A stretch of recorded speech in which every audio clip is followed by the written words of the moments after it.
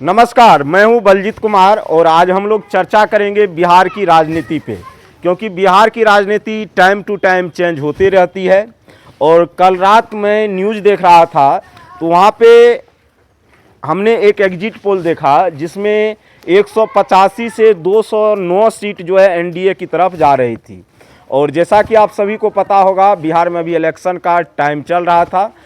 2 चरण में चुनाव हुआ। पहला मतदान हुआ था 6 तारीख को और दूसरा जो मतदान हुआ था वो था 11 तारीख को। और फाइनल रिजल्ट जो है 14 नवंबर को आने वाला है। और यही रिजल्ट तय करेंगे कि बिहार का जो सत्ता है किसके तरफ जाने वाली है। जाहिर सी बात है, जिसके पास ज़्यादा सीटें होगी बिहार की सत्ता उसके तरफ जाएगी। ठीक है। अब यहाँ पे जब मैंने न्यूज़ चैनल को देखा तो मुझे आश्चर्य हुआ कि ये न्यूज़ चैनल वाले आखिर है कौन, कहाँ से आती है ये सीटें और कैसे ये बता सकते हैं कि इसके पक्ष में इतना सीटें जा रही हैं। तो मेरे प्यारे भाई, आपको समझना पड़ेगा। सबसे पहली बात, ये न्यूज़ चैनल वाले वही लोग होते हैं जो 2-4 जगह बूथ पे जाते हैं, अपने अपने लोग को उतारते हैं और अपने हिसाब से जो है सीटें देते हैं। याद कीजिए 2019 का जब लोकसभा चुनाव हुआ था तो यही न्यूज़ वाले ये हैं जो बोल रहे थे 410 पार। मोदी जी बोले 400 पार, ये बोल रहे हैं 410 पार। तो बात को समझिएगा, मोदी जी का बात रखने के लिए लोग भी 400 पार करने लगे। लेकिन जब रिजल्ट सामने आया तो पता चला बीजेपी 240 सीट पे जाकर के अटक गई। ना 400 पार हुआ, ना 410 क्रॉस हुआ। अब इसी मुद्दे पे जो है ये लोग बिहार में भी कर रहे हैं, अपना एग्जिट पोल जाहिर कर रहे हैं। ठीक है। और बिहार का जो चुनाव है ना, यहाँ पे उड़ती चिड़िया को जो है ना चूना लगा दिया जाता है। बात को समझिएगा, ये बिहार की राजनीति धर्म पे नहीं चलती है। ये कहाँ कब क्या कर जाए कोई कहना मुश्किल नहीं है। और बिहार की राजनीति कुछ अलगे धर्म पे चल रही है। ठीक है। तो इसीलिए हम लोगों को जागरूक होना जरूरी था। और ये जो है टाइम टू टाइम की बात है, समझिएगा। ये जो बिहार की राजनीति है, सबसे पहले इसको समझिए। एग्जिट पोल क्या बयां कर रहा है? एग्जिट पोल में ये बयां कर रहा है कि जो 180 से 209 सीट जो है किसको आ सकती है, जो सत्ता में अभी फिलहाल है एनडीए की तरफ जा सकती है। लेकिन एक चीज़ आपको ये भी मानना होगा, अगर लोगों को नाराज़गी होती है तो सत्ता के लोगों से होती है, अगर खुशी भी होती है तो सत्ता के लोगों से खुशी होती है। अगर इस पॉइंट ऑफ व्यू से मैं देखूं तो बिहार में अगर वोट परसेंट की गिरावट आएगी तो वो सत्ता के लोगों में ही होगी। और अगर वोट परसेंट में वृद्धि होगी तो जो लोग सत्ता में पहले बैठे हुए तो उसमें ही होगी। अब यहाँ पे पॉइंट क्या है समझिए।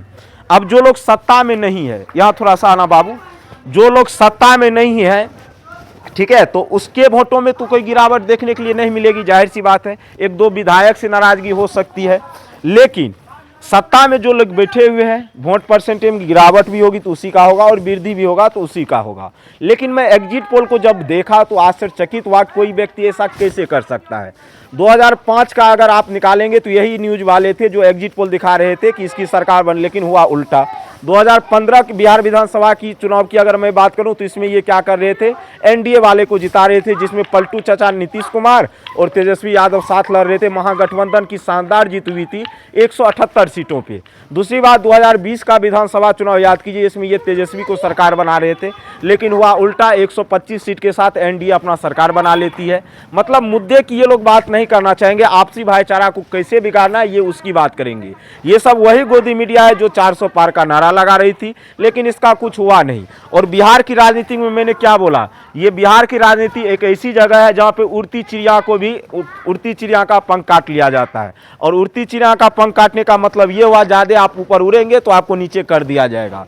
और बिहार की राजनीति में फिर से बोल रहा हूँ, यहाँ पे कोई हिंदू मुस्लिम नहीं होने वाला है। एक राजनीतिक टारगेट के तहत हम लोग जब चलते हैं तो चीजें आसान हो जाती है।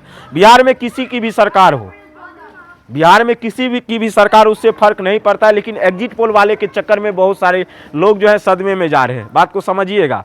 अच्छा, क्या लगता है, बिहार में जब 2020 में विधानसभा का चुनाव हुआ तो सबसे बड़ी पार्टी आरजेडी निकली थी 75 सीटों के साथ और बीजेपी 74।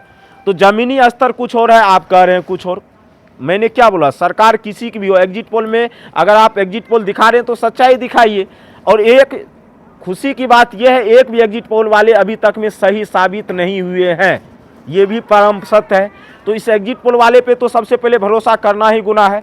और बात कर लेते थोड़ा सा केंद्र की हलचल की। देखिए, बिहार में राजनीतिक हो रही है, लेकिन उधर दिल्ली में बम ब्लास्ट हो रहा है। इसकी जिम्मेदारी कौन लेगा? मोदी साहब और अमित शाह जी तो कोई जवाब दे नहीं। अमित शाह पटना में बैठे हुए हैं, मोदी साहब भूटान चले गए हैं। और याद कीजिए जब वहाँ पे मुंबई में एक ताज होटल था, उस पर जब बम विस्फोट हुआ तो उस समय के प्रधानमंत्री थे डॉक्टर मनमोहन सिंह, उसने आकर के प्रेस कॉन्फ्रेंस किया और माफ़ी मांगा था। और अभी के प्रधानमंत्री भूटान घूम रहे हैं। देखिए कितना अंतर हो रहा है। जब जब कोई ना कोई इलेक्शन आता है तो कोई ना कोई ब्लास्ट होना है। बिहार में इलेक्शन हो रहा है, दिल्ली में बम ब्लास्ट हो गया। उसके बाद 2019 की लोकसभा चुनाव को आप याद कीजिए, इधर चुनाव हो रहा था, उधर वहाँ पे पुलवामा अटैक हुआ। अभी तक सरकार ये नहीं पता कर पा रही है कि 3 किलो RDX कहाँ से आया। हम लोग यहाँ से सिंपल नेपाल जाते हैं ना, बिहार का पड़ोसी देश जो है नेपाल जो है, बिहार हम लोग का राज्य है लेकिन पड़ोसी देश इसका नेपाल हो गया। वहाँ जाते हैं तो हम लोग को बढ़िया तरीके से चेक किया जाता है। RPF का जवान हो या कोई भी हो, CRPF का जवान, सब एकदम तैनात रहते हैं, चेक किया जाता है। लेकिन जम्मू कश्मीर जैसे इलाकों में अगर बात करेंगे, अगर आप वहाँ पे साधारण कपड़े में भी जाएंगे ना तो वहाँ पे आपको पूरी तरीके से चेक किया जाएगा। बात को समझे कि एक एक चीज़ खोल के चेक किया जाता है। लेकिन वो RDX वाला गाड़ी, लाल गाड़ी कहाँ से घुस रहा है इसका कोई जानकारी सरकार के पास में नहीं है। मुद्दे को भटकाने के लिए ऐसे ही अटैक भारत में होते रहेगा जब तक हम लोग आप लोग नहीं सुधरेंगे। बिहार का एक मैं बजट बता देता हूं। 1990 से लेकर के 2000 ईस्वी तक बिहार का जो है केंद्र के GDP में, भारत के GDP में 6% योगदान था। कितना परसेंट हुआ? 6 या 4% था। लेकिन 2000 के बाद और 2025 तक केवल 2.5% योगदान रहा। क्यों हुआ?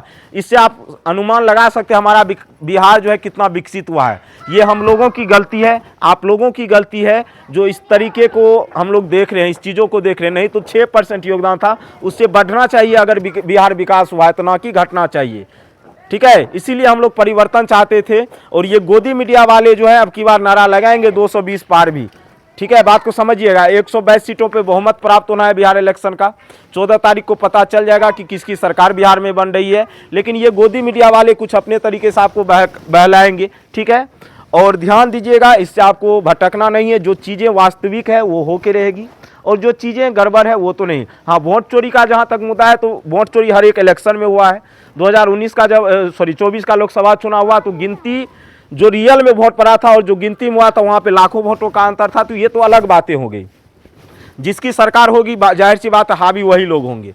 ठीक है, वोट चोरी अगर होता है तभी सवाल उठते हैं।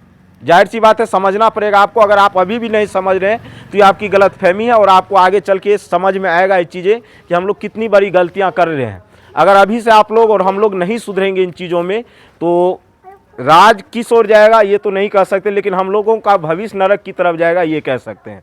शिक्षित का मतलब होता है सही को सही कहना, गलत को गलत कहना। अगर आप जातिवाद के नाम पे वोट करेंगे, ये करेंगे तो ऐसे ही आगे होता रहेगा।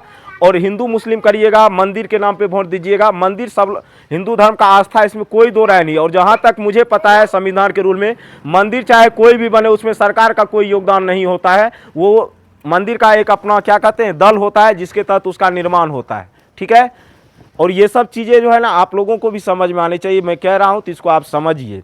बिहार की राजनीतिक में मैंने क्या बोला, यहाँ पूर्ति चिड़िया का पंख काट लिया जाता है। तो जो आप लोग सोच रहे हैं ऐसा कुछ भी नहीं होगा और जो पॉजिटिव चीज़ें हैं वही होकर के रहेगी। वोट चोरी कितना भी होगा उससे कोई फर्क नहीं है। ठीक है, और ये एग्जिट पोल वाले चक्कर में आप लोग ना रहे और आपसी भाईचारे खराब ना करें। आपका अधिकार था, आपने जहाँ वोट करना था आपने वहाँ किया। मुझे भी जहाँ वोट करना था मैंने किया। मेरा मुद्दा था विकास, रोजगार और शिक्षा, स्वास्थ्य। ये मेरा मुद्दा था वोट देने का। अगर अभी आप लोग नहीं सुधरेंगे तो फिर आगे चल के आपको मुश्किलें होने वाली है। मिलते हैं फिर से आपसे 14 तारीख को हम आपसे फिर मिलेंगे और पल पल की खबर आपको देते रहेंगे। और याद रखिएगा उस दिन ये एग्जिट पोल वाले सभी गलत साबित होने वाले हैं। ठीक है, तो बाय बाय।